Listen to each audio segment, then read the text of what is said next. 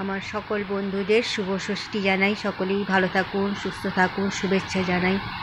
আর ঈশ্বরের নিকট, মা দুর্গার নিকট সকলের কুশল মঙ্গল কামনা করি। আমার গল্প কবিতা পাঠের আসরে সকলকে স্বাগত। এই যে বৃষ্টি শুরু আর গরম, প্যান্ডেল বাঁধা চলছে, এখনও সম্পূর্ণ হয়নি। মেঘের অবস্থা এরকম, বৃষ্টিও শুরু হয়ে গেছে আর মাঝে মাঝে মেঘ গর্জন করছে, ঠান্ডা ঠান্ডা হাওয়া দিচ্ছে। আমি গল্প পাঠ করছি ভয়ানক মুখোশ, তার পরবর্তী অংশ আমি পাঠ করছি। আশা করি গল্প পাঠ ভালো লাগছে। ছোটরা বড়রা যদি গল্প শুনে আনন্দ পাও, আমিও খুব আনন্দ পাব। আজ যাদের জন্মদিন তাদের অনেক অনেক শুভেচ্ছা, ভালোবাসা, দীর্ঘায়ু কামনা করি ঈশ্বরের নিকট।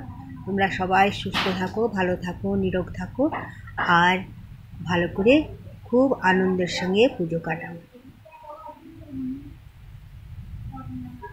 এসো তাহলে আমরা পরবর্তী অংশ গল্পের পাঠ করি। কোনো রকমে পাশের ঘরে চলে যাবে তাও সম্ভব নয়। দরজার গোড়াতেই জারের ভাঙা কাঁচ আর টেবিল ল্যাম্প পড়ে রয়েছে। ছুটতে গিয়ে পায়ে কাঁচ ফুটলে কিংবা তার জড়িয়ে গেলেও বিপদ কম নয়। দীপু আর তপু ঘরের এক কোণে দাঁড়িয়ে কাঁপতে লাগলো।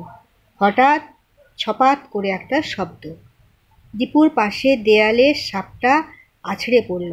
মাগো বলে দীপু লাফিয়ে উঠল। লাফিয়ে উঠতেই দেয়ালে একটা হাতলে হাত ঠেকে গেল।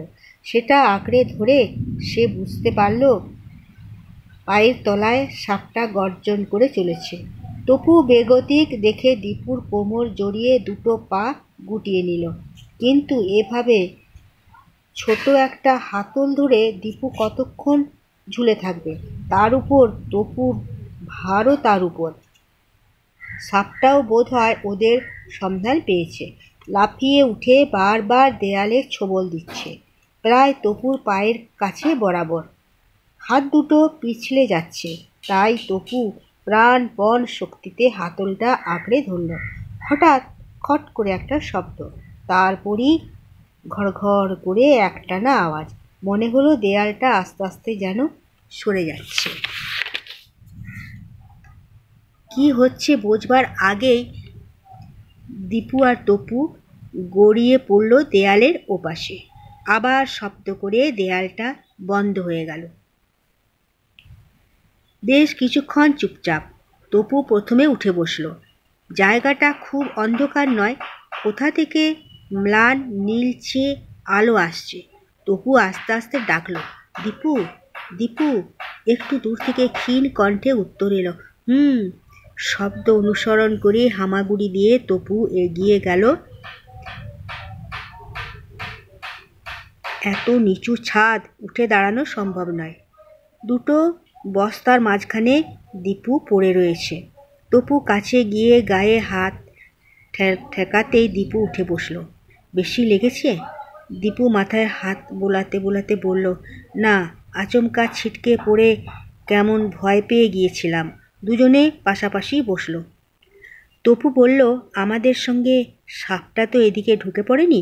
দীপু একবার এদিক ওদিক চেয়ে বলল, বোধ হয় না।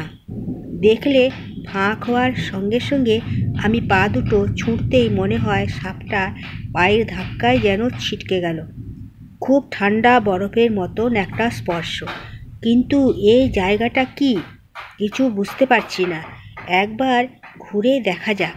সিঁড়ির মতন দুটো ধাপ, তারপর প্রশস্ত একটা হল, একটা টেবিল, 4টে চেয়ার, পাশে একটা আলমারি। দীপু আলমারি খুলে ফেলল।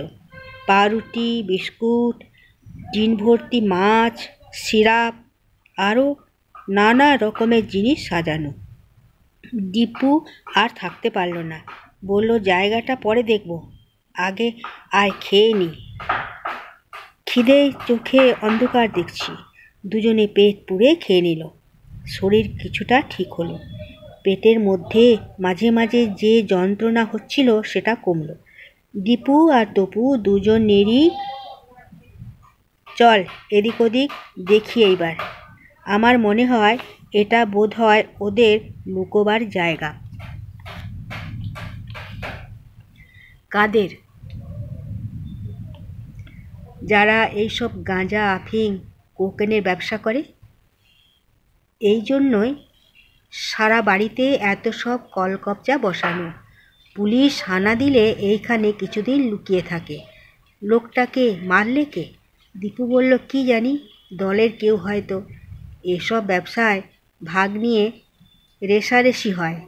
বইতে পড়িসনি? তপু ঘাড় নাড়তে গিয়েও থেমে গেল। লাফিয়ে টেবিলের উপর শুয়ে পড়ে বলল, সাপ সাপ। ঠিক পাশে শোঁ শোঁ করে শব্দ একটানা। দীপু তপুর মতন টেবিলের উপর উঠতে যাচ্ছিল। হঠাৎ তার নজরে পড়ে গেল ছাদ ফুঁড়ে একটা টিনের শব্দ। নল উপরে উঠেছে। বাইরে থেকে বাতাস সেই নলের মধ্যে দিয়ে ভেতরে ঢুকছে। তারই শোঁ শোঁ আওয়াজ। ব্যাপারটা বুঝলি তপু? সাপ নয়। তবে? বিজ্ঞানের বইতে পড়িসনি? অক্সিজেন ছাড়া মানুষ বাঁচতে পারে না। মাটির তলার এই সব কামরায় এই নল দিয়ে বাতাস আসছে। ধন্যবাদ বন্ধুরা। তোমাদের গল্প পাঠ কেমন লাগলো? আশা করি নিশ্চয়ই গল্প পাঠ ভালো লেগেছে। আজ আমি এখানে বিরাম দিলাম। পরের দিন পরের অংশ পাঠ করব। তোমরা সকলেই ভালো থাকো, সুস্থ থাকো, নিরোগ থাকো, আর খুব সুন্দরভাবে পুজো কাটাও, আনন্দ করো। আর বৃষ্টি যদি হয় তাহলেই তো একটু মুশকিল। আজ এখানেই রাখি।